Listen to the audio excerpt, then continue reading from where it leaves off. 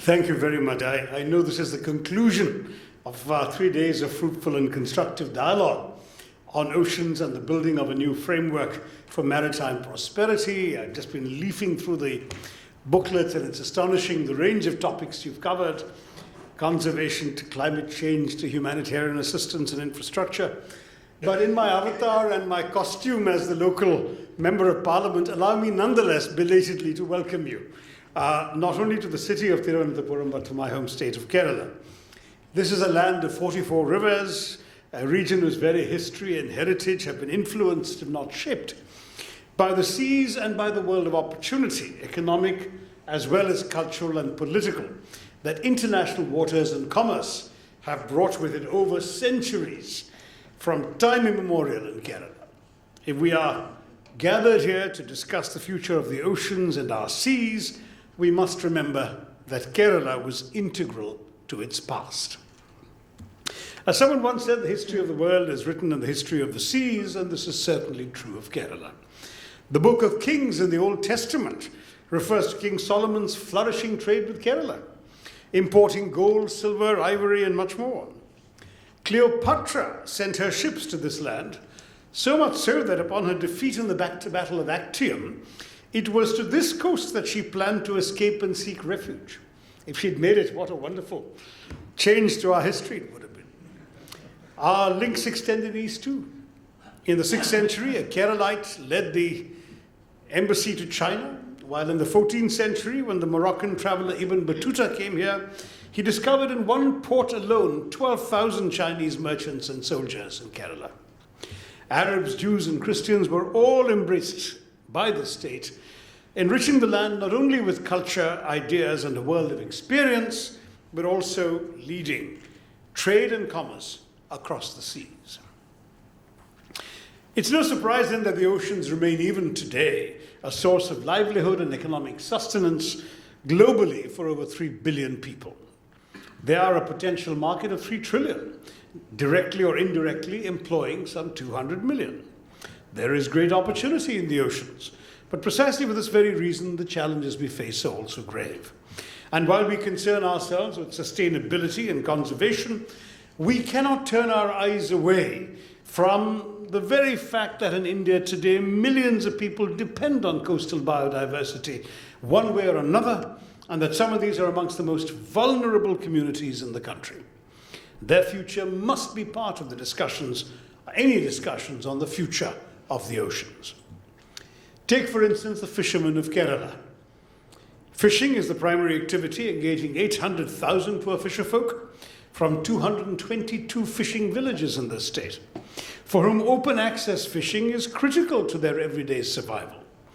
These communities, in turn, provide food security to over 30 million people in the state alone, dependent for protein on affordable varieties of fish like the sardine and the mackerel. Thank you. Over the years, fishing in the state has seen a shift from the traditional labor-intensive techniques to mechanized labor-saving trawlers and subsequently towards highly capital-intensive methods. This has, as one leftist report put it, resulted in chaos as the real fishers, I'm quoting here, become wage earners, thereby changing the very structure of the fishery industry into petty capitalistic composition, with owners of the mechanized system getting the major share of the catch, unquote. Now, the annual trawling ban designed to conserve rapidly depleting fish stock, which the government of India imposes, which is a necessary measure, has also created large-scale unemployment and misery in the coastal belt. During the ban, communities do not have alternative employment and lack requisite skills to seek other vocations. So while younger fishermen are often more open to the idea of alternative professions, older fishermen understandably are less able to cope. In desperation, as fish stocks in nearby waters are depleted, they sail deeper and deeper into the ocean, often landing in trouble, as the recent incidents around the capture of Indian fishermen by Sri Lankan authorities and even by the British in Diego Garcia have illustrated. It is, of course, essential that sustainability and conservation of maritime resources are addressed. But it's also a reality, and I can say this as someone who interacts directly with fishermen on a regular basis, because they're my voters, is that vulnerable communities cannot be forgotten in the formulation of maritime policy. Then there is the matter of shipping, which conveys 90% of the world's goods across countries and markets on the seas. As an emerging economy, India has commenced a series of initiatives to increase port capacity from 1,400 million tons, which is what we have now, to 3,000 million tons, which is the projection for 2025. While the potential ecological impact of such a massive development push on already fragile coastal ecosystems raises issues, for a country facing the scale of problems that India does, development is not a cause that can be undermined. The Indian government, for instance, is aware that despite steady growth in recent decades, the vast majority of India's container traffic is either transshipped at ports outside the country, mainly at Colombo, Singapore, Malaysia, and Oman and Dubai, or delivered by smaller, less efficient ships to relatively shallow Indian ports. India still has no major all-weather deep-water port near international sea lanes to process large mainline container vessels. We have a 7,500 kilometer coastline and 200 ports, but most, even those we officially call our 13 major ports, have a depth of between 9 to 11 meters. In the top 30 ports in the world, there isn't a single Indian name.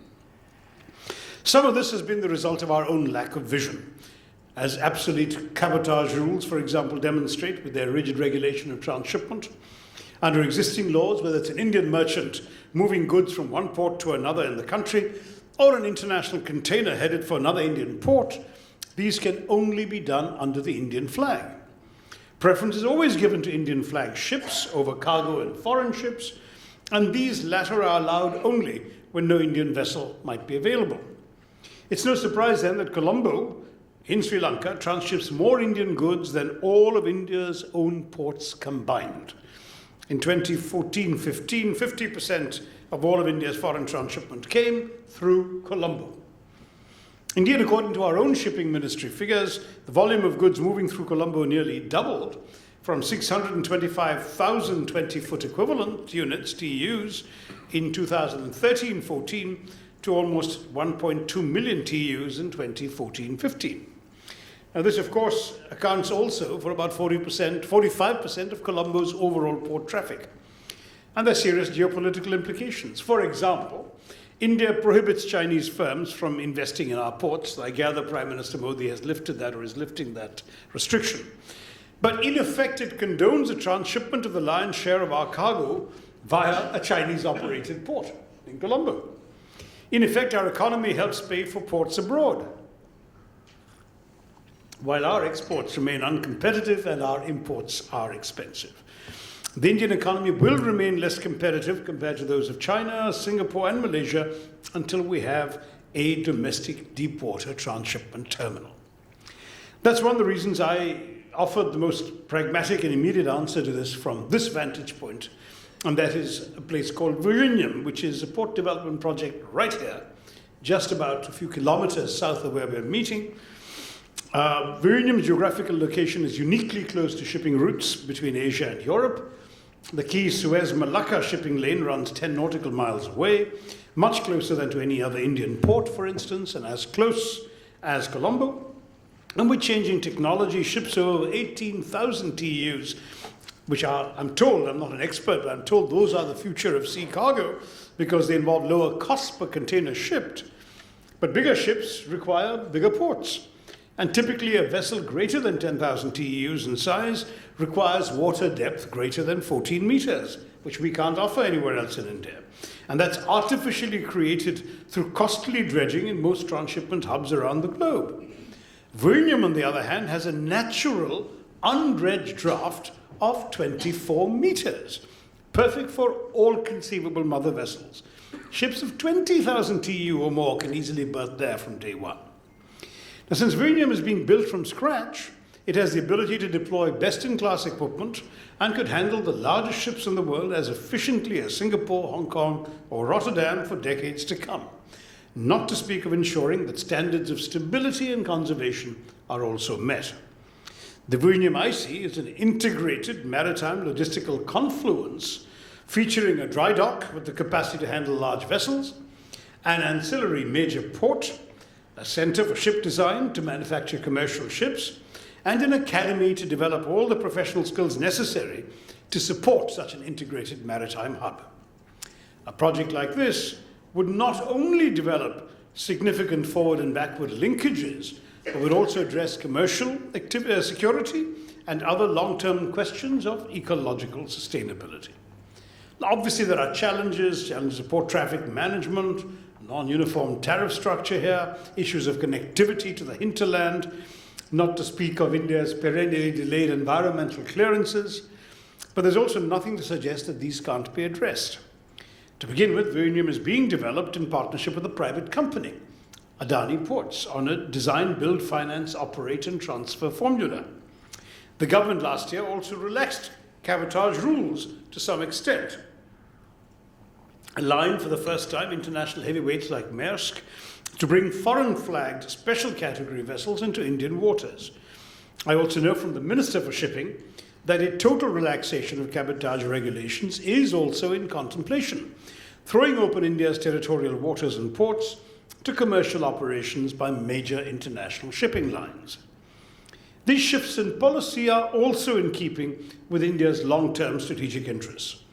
China's ambitions have extended into the Indian Ocean, and the prospect of a looming Chinese shadow has aroused anxiety in a number of littoral states, which look to India as an alternative security provider.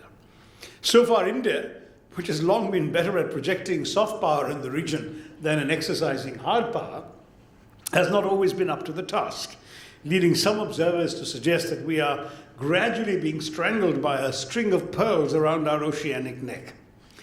But New Delhi is conscious of the danger of being outrun in its own neighborhood, and Prime Minister Modi's trip to the Indian Ocean littoral, I think, was evidence that this awakening is being translated into action. China's new maritime Silk Road is, of course, anchored in history. The ancient maritime Silk Road of the 15th century started from southeast China and traversed the South China Sea through the Straits of Malacca to Sri Lanka and India, crossing the Arabian Sea to reach the Gulf countries and East Africa. Its revival now, however, is a facet of contemporary Chinese foreign policy. But it would also be worth remembering what kind of history that the Silk Roads, even in their earlier avatar, caused serious geopolitical concerns is often overlooked. The celebrated Admiral Zheng He in the 15th century erected a stone tablet translated into Chinese, Persian and Tamil near the Sri Lankan coastal town of Gaul, with an inscription appealing to the Hindu gods to bless his efforts to build a peaceful world based on trade and commerce. In reality, though, Zheng He's expeditions involved the use of military force in present-day Indonesia, Malaysia, Sri Lanka, and India to install friendly rulers and control strategic choke points across the Indian Ocean. He intervened in the dynastic politics of Sri Lanka and Indonesia, abducting and executing local rulers in Kandy and elsewhere, Sumatra as well. The countries along Zheng's route therefore recall his adventures not just as initiatives to promote trade and establish commercial links, but also as direct military intervention in their affairs, under the pretext of ushering in a harmonious world order under China's emperor. Those who seek to revive historical links might also wish to remember historical iniquities. What we need is a free and open Indian Ocean, not just for regional security, but indeed for the future of the world. The American writer Robert Kaplan's premise in his 2010 book, Monsoon, is that the Indian Ocean from the Horn of Africa to Indonesia may comprise, and I quote him here, a map as iconic to the new century as Europe was to the last one. Indeed, to him, the Indian Ocean is the essential place, quote unquote, to contemplate the future of US power. Perhaps that's what President Obama was doing when he flew from India to Indonesia and contemplated the vastness beneath. And no doubt we should welcome President Trump to do exactly that before too long. From an Indian point of view, though, the strategic importance of the ocean, at whose central point our subcontinent stands, is easy enough to grasp. The Indian Ocean is vital to us as a place through which most of our trade is conducted. Keeping it safe from the depredations of pirates or the dominance of hostile foreign navies is indispensable to our national security. Our coastlines represent both points of engagement with the world and places of vulnerability to attack from abroad, as we saw most recently from 2611. The killers of 2611 came from Pakistan in boats right into the proximity of the Gateway of India and Mumbai, across the waters. And these threats, in some measure or the other, affect us all around the world as well, so that any answers we find here in India, I think, must be global answers in a global system of governing the seas. What should we be doing about it? The Indian Defence Establishment is already cognizant of the security aspect. The intervention of an Indian Ocean Naval Symposium that brought together over 50 countries is testimony to our commitment to develop a cooperative framework. But we also need constructive diplomatic action. Regional associations have been created on a variety of premises. Geographical, as with the African Union; geopolitical, as with the Organization of American States; economic and commercial, as with ASEAN or Mercosur; security-driven, as with NATO. There are multi-continental ones too, like IBSA, which brings together India, Brazil, and South Africa, or the better-known G20. And even Goldman Sachs can claim to have invented an intergovernmental body, since the BRIC concept, now BRICS, coined by that Wall Street firm, was reified by a meeting of the heads of government of Brazil, Russia, India, and China in Yekaterinburg in 2009, and of course has continued since, with South Africa joining the grouping in 2011. But what international association brings together 17 countries straddling 3 continents, thousands of miles apart, united solely by the sharing of a common body of water and their interest in keeping that body of water safe and secure? I've been told by Abhijit you've already been talking about my favorite little body, and that's, of course, EORA, the Indian Ocean Rim Countries Association for Regional Cooperation, which is blessed originally, when I knew it, with the unwieldy acronym of EOR-ARC, but now at least mercifully known as EORA. It remains the most extraordinary international grouping that any of us would have heard of, because an association that unites Australia and Iran, Singapore and India, Madagascar and the United Arab Emirates, and a dozen other states, large and small, unlikely partners, all brought together by the fact that the Indian Ocean washes their shores. As Minister of State for External Affairs in 2009, I attended the EORA, or as it was then, EOR-ARC's ministerial meeting in Sana'a in Yemen. And the potential of this body was visible to me and to everybody there, I'm sure, a potential that 8 years later has evolved a bit, but perhaps not quite enough in the way that we all hope it will. Bilaterally, in terms of the ocean, India has cooperative arrangements with several countries stretching from the Seychelles to Vietnam, many of which have acquired security dimensions. Multilaterally, India has been an active participant in the Regional Cooperation Agreement on combating piracy and armed robbery against ships in Asia, RECAP, felicitous acronym. And maritime security has begun to loom larger in the consciousness of Indian decision makers after those terrorists in 2611 hijacked an Indian vessel and transported themselves to Mumbai. A counter-terrorism agreement with ASEAN reflects the region's increasing worries about Islamist fundamentalism after the Bali bombings. Joint naval exercises have been conducted with Singapore also since 1993, with Indonesia since 2002, and occasionally since 2000 with Vietnam.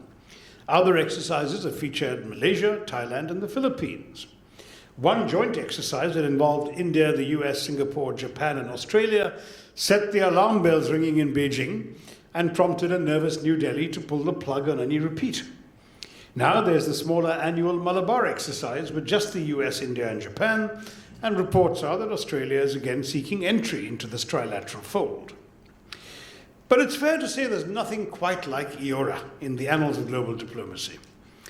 For another thing, there isn't another ocean on the planet that takes in Asia, Africa, and Oceania, and could embrace Europe too, since the French Département of Réunion in the Indian Ocean gives Paris observer status in EORA. For another, every one of Huntington's famously clashing civilizations finds a representative amongst the members. giving a common roof to the wildest and the widest possible array of worldviews in their smallest imaginable combination, just 18 countries. When Europe meets, new windows are opened between countries separated by distance as well as politics. And they meet on the basis of a common ocean, a vast expanse of water that has throughout history linked these countries and their cultures one way or another.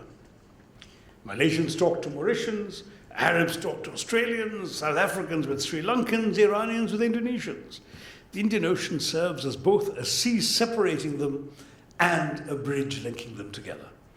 The promise of the organization and the premise of the organization as a forum to pool resources on a variety of issues, as well as to develop tomorrow's maritime governance needs, is real. So whether it's blue water fishing or maritime transport and piracy in the Gulf of Aden and the waters off Somalia, as well as in the Straits of Malacca, Europe could have a tremendous role to play. Indeed, it doesn't have to confine itself to the water at all. It's the member countries that are members, not just their coastlines. So everything from the development of tourism in the member state to the transfer of science and technology can be on the cards. The poorer developing countries have new partners to offer educational scholarships to their young and training courses for their government officers. There's talk of new projects in capacity building, agriculture, the promotion of cultural cooperation. As you can see, I was a big EORA enthusiast, and I infected, I think, a couple of other governments and my brief stint doing this when I was in the ministry. Now, EORA was in many ways India's brainchild. To let it languish is not just to write off another bureaucratic institution. It is to give up on our leadership of a region that, whether we like it or not, is indispensable to us. To engage with it and seek to revive it will take time, effort, energy, and some resources, but not more than 21st century India can afford. EORA could be the diplomatic arm of a two-pronged strategy to make Indian Ocean security and political, economic, and cultural cooperation two sides of the same glittering coin. This is why we should not write off its immense possibilities. India must pledge itself to energizing and reviving this semi-dormant organization. As often happens with brilliant ideas, the creative spark often consumes itself in the act of creation, and EORA has been neglected by its own creators. But such teething troubles are probably inevitable in any new group, and the seeds of future cooperation have certainly been sown. Making a success of an association that unites large countries and small ones, island states and continental ones, Islamic republics, monarchies and liberal democracies, and every race known to mankind, represents both a challenge and an opportunity. This very diversity of interests and capabilities can easily impede substantive cooperation, but it can also make such cooperation far more rewarding. The brotherhood of man is a tired cliché. The neighborhood of an ocean is a refreshing new idea. The world as a whole stands to benefit if 18 littoral states can find common ground in the churning waters of a mighty ocean. And as India develops its own coastline, it must also remember this grand project. I hope your deliberations so far have been satisfying, but that you've still found time to sample some of the natural beauty of the coastline here. If not, there's still time to do so. And in any case, I wish you a very successful conclusion to this conference. And bonne continuation, as they say in French. Jai Hind. Thank you.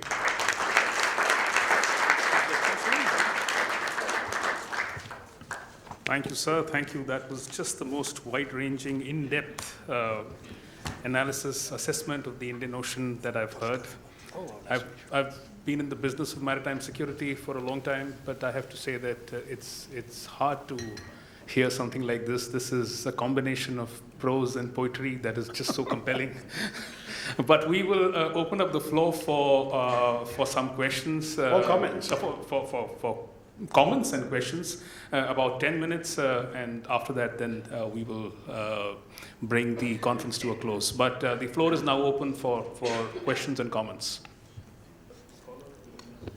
So my name is Ashok Alex, and I'm a research scholar at Mahatma Gandhi University in Kottayam. Mm-hmm. And there's actually, I just came today. I could not come yesterday, but there's a huge, with regarding to a discussion with regarding to the OBR initiative by China So do you think that India should actually worry about the OBR initiative which is undertaken by China? Is there anything a threat to us? Well, as you know, it has two parts. There is the belt and there is the road. The belt is the land route, which ties in, of course, with the road, which is not a road but a sea route. That's the Chinese concept. We have a problem, unfortunately, which the Chinese should well realize, with the land route through Pakistan, because it runs through territory that we claim as our own sovereign territory, and it's going to be extremely difficult for India to recognize or cooperate with a venture that is such a flagrant violation of our sovereignty. China itself recognizes Kashmir as a disputed territory, and then to build a road through it is difficult for any self-respecting state to swallow. And so I think that we will have a real problem associating ourselves on those grounds alone, apart from anything else. I slightly regret, being very frank, that we didn't offer the Chinese an alternative route through India to a port in Gujarat. That could have been just as good. They didn't have to go to Pakistan. And they could have contributed in building us a significant new corridor, and that would have been something that would have been congruent with our geopolitical interests. But right now, what they're doing actually is hostile to our geopolitical interests, and so it's difficult to see us being cooperative. On the maritime route, I have for a long time, well before OBOR was even mentioned, been an advocate of India-China collaboration. And the reason for that has been that I think it's rather obvious that we have actually far more congruent interests than confrontational ones. We have the same interest, for example, in keeping open the maritime sea lanes of communication from the Gulf and East Africa, past India, towards China through the Straits of Malacca into the South China Sea. This half is of direct interest to us, that half is of direct interest to them. We both have so far comparable naval capacities, we could easily collaborate. We could have gone into joint patrols against Somali pirates. By bizarre coincidence, by the way, just last month there was a joint India-China operation against Somali pirates. They rescued a Thai trawler that had been boarded by Somali pirates.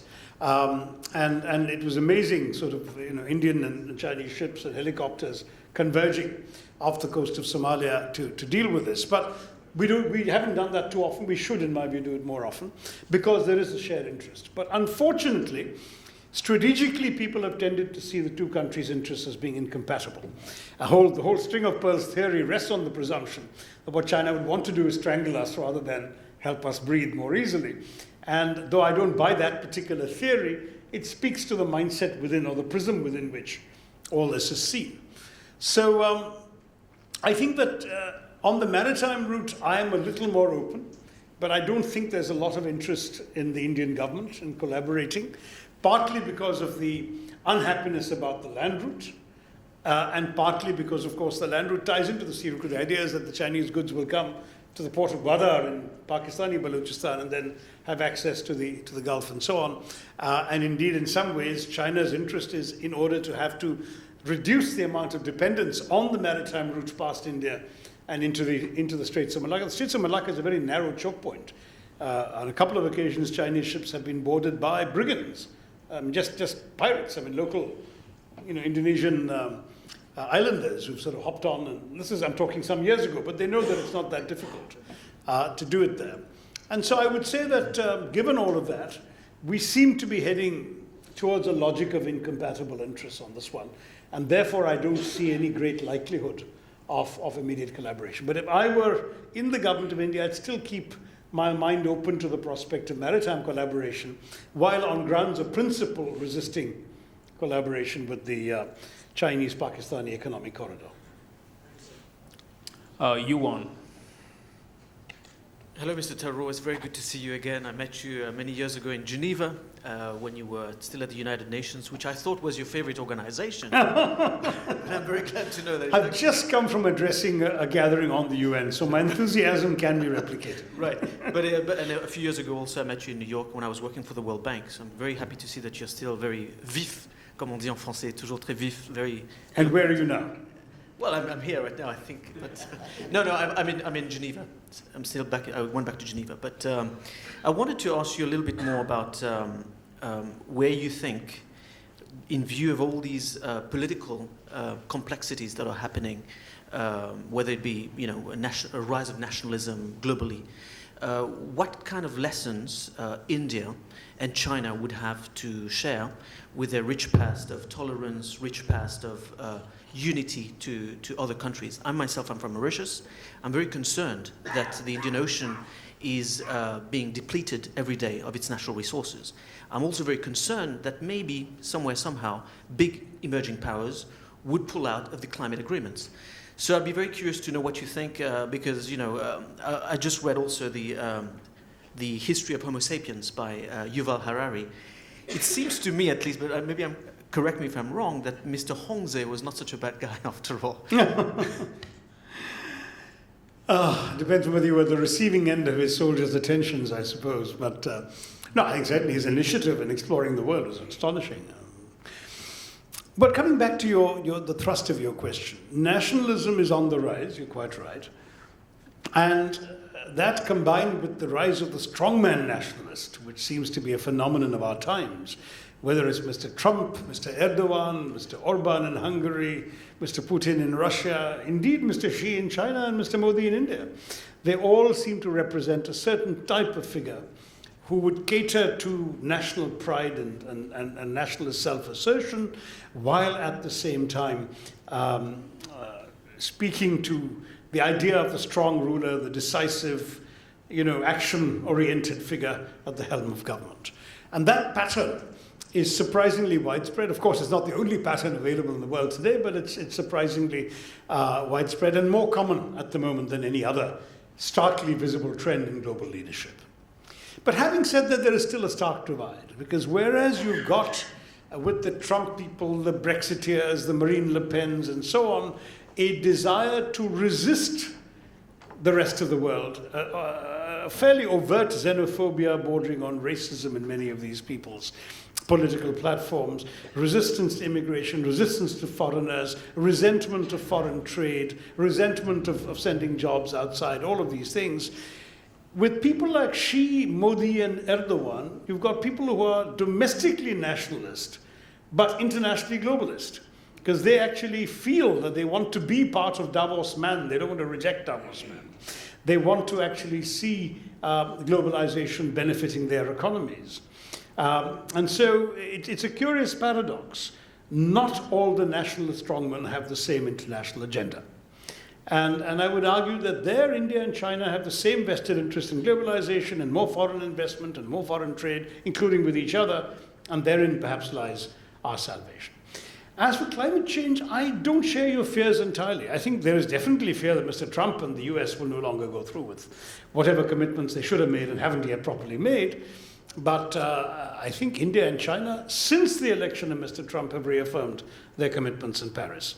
So my own feeling is that they see the urgency, and certainly I'm in the process of getting involved with a group called Air Quality Asia that promotes serious review of air pollution in our countries. And I find that right across Asia, there's a growing awareness of urgency that, it's all very well to score a political point and say that you guys polluted the continent for the planet for 150 years, and now you want us to bear the price, we won't, etc. But people realize that they themselves are paying the price. It's our kids who are breathing this foul air. It's us who are drinking this polluted water. It's us who are losing a percentage of our GDP in healthcare costs because of environmental disasters. So on that point, I'm not sure you're going to see big emerging countries pulling out, because there's been a real awakening to the fact that we ourselves are the victims of these phenomena. Ambassador Alvich. Thank you, Excellency. Oh, my old friend, how are you? Good to see you. Very good, yeah. Pleased to have you with this very important speech you had, and particularly referring to your visit when you were State Minister to my country, Sana, when we were the current chair at that time of the IORA. Of course, now the IORA has recently commemorated its 20th anniversary, and it was at summit level, different leaders, members. It is now 22 members. 21. 21. I'm a little behind the times. I'm making note. Including our president was attending the meeting in Jakarta. But still, with these 20 years of the IORA, though it achieved a lot of things, in favor of the members from the countries around the Indian Ocean. I think a lot is still to be done, including visibility, how to more people know about how the cooperation in the IORA. And I remember at your time you supported India-Arab Forum and Indo-African Forum, including India helped in having this network, making use of the advancement in India, particularly in Bangalore, Silicon Valley, for social media between the countries. Do you think such an experience from India can be done to, the information exchange between the members of the IORA be repeated? Thank you so much, Ambassador. Yeah, I agree with you. In fact, I think that we should do much more of that sort of thing. IORA, as I said, IORA has the extraordinary ability to get everyone together with all their diversities and find a common platform. And we should develop that common platform across various distinctions. The Indo-Arab Forum could have taken place not necessarily in the IORA rubric, but by itself. It can also take place within the IORA if we want to get others involved. If it's just India and the Arab countries, then IORA is almost too large a platform for that. We can do it ourselves. We have good independent relations ourselves. But yeah, the short answer is yes. I would very much like to see more of this developing. And I'm delighted to see you in my constituency. We'll take one more question, and that will be Alex. Thank you very much. Alex Benkenstein from the South African Institute of International Affairs. So my question is quite simple. You've mentioned two connections perhaps with the African continent, IORA, which has many African members, and then of course the security concerns around the Gulf of Aden. My question is just in this orientation towards the Indo-Pacific, the Act East policy, what does that mean for the relationship between the Africa region and India? Is there real substance there beyond security concerns? No, there really is. I agree with you that security concerns have taken a little more salience in recent years. And I know, for example, that some countries on the eastern coast of southern Africa have reached out to India in moments of security stress. And we have found ourselves, to our surprise perhaps, patrolling off the shores of certain countries and that sort of thing. But that's, to my mind, fine. And while we're focused on that, it's never been the most important aspect of our relations with these countries. First of all, there is obviously an affinity because in so many countries there's been a historic Indian connection with Indian migrant labor. Many cases people have stayed on, become citizens, become part of the political process and the decision-making process in many of these countries. Second, the commercial imperative has meant that there are Indian businesses in many of these places. In fact, I'm told the world's largest flower grower is an Indian in the Horn of Africa who grows flowers in Ethiopia and sells them off to Europe. A bizarre thing, but it's a business that might not have existed 20 years ago, where that has come in from India to do this. Third is indeed the prospects of food security, because Africa still has larger tracts of arable land on which India can grow crops with African collaboration. But in order to import the crops into India, as our population keeps growing, in 2022 we'll overtake China to become the world's most populous country, and clearly demand will outstrip supply. So food security becomes an extra dimension as well. And then, of course, there is the old, colonial, anti-colonial solidarity that India felt has translated itself into significant assistance programs and technical cooperation programs.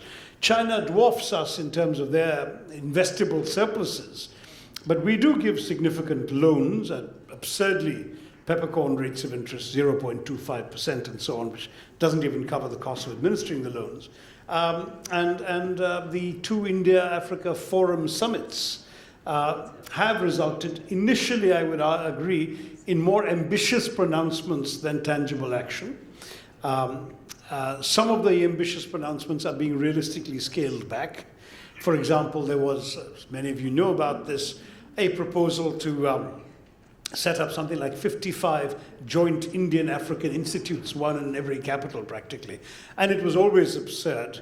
Many of the capitals weren't able to absorb such an institute or provide the conditions for it, nor was India necessarily able to expend itself to the point of setting up 55 of these. So they might now be scaled back to 5 or 6, but those 5 or 6 will be up and running. 1 or 2 are almost already done, and they would be means of enshrining India-Africa collaboration. The Pan-African Fiber and Satellite Network, which India set up, is still in many cases the only way in which a head of state from one African country can call his next door neighbor without routing the call through Paris and London. That's an Indian contribution to African connectivity, which is something that shows, and it's obviously not a commercial thing. India doesn't make anything, it only spends money on that process. So all of these things suggest to me that the connections are deep and can be deeper. Yes, you're right that security has become very visible as an important consideration, but it's certainly not the only motive, and I would argue not even the most important of the list of motives I've just given you for strong Indo-African collaboration. Thank you, sir. Thank you so much.